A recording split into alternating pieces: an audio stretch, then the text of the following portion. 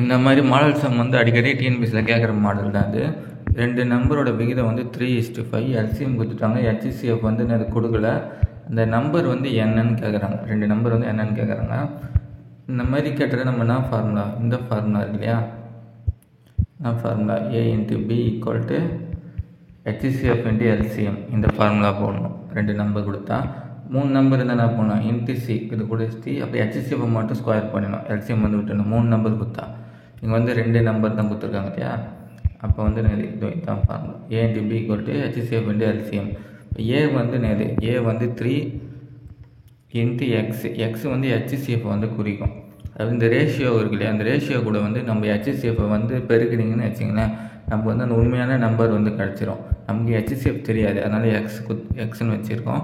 அதுக்கப்புறம் என்ன பண்ணணும், A × அப்புறம் B வந்து 5 × HCF பெருக்கும். HCF தெரியாது இல்லையா, ஆனால் X = HCF × LCM. LCM வந்து 300, HCF தெரியாது, அதனால் எக்ஸ்ன்னு வச்சாச்சு. இப்போ நீங்கள் சால்வ் பண்ணனா கிடைக்கும். இந்த மறக்காமல் இந்த எக்ஸை வந்து மல்டிப்ளை பண்ணுங்கள். இப்போ 3 × 5 15 போட்டாச்சு. அப்புறம் எக்ஸ் வெறும் எக்ஸ் கிடையாது, இந்த எக்ஸை மல்டிப்ளை பண்ண ஒரு எக்ஸ் ஸ்கொயர் ஆச்சு. இந்த பக்கம் வந்து 300 எக்ஸ் கேன்சல் பண்ணியாச்சு. இங்கே ஒரு எக்ஸ் இருக்கும். அதுக்கப்புறம் அப்புறம் 3 டேபிளில் 13 இது 2, இன்னொரு 0 இருக்குல்ல, எக்ஸ் = அப்படியே போட்டோம்னா 20. எக்ஸ் = 20 தான் இது HCF.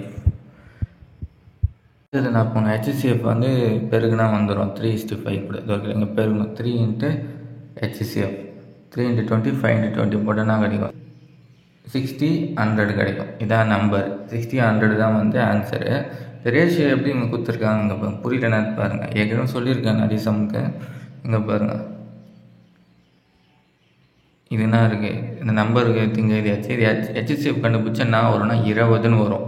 கடைசியில் வந்து இந்த 3:5 அப்படியே இருக்கு இல்லையா, இதை தான் வந்து அங்கே கேள்வியில் கொடுத்துருக்காங்க 3:5ன்னு. நீங்கள் ஆக்சுவலாக 3:5 20 பேருக்குன்னா என்ன ஆகிடும், 60யும் 100ம் கிடச்சிரும்.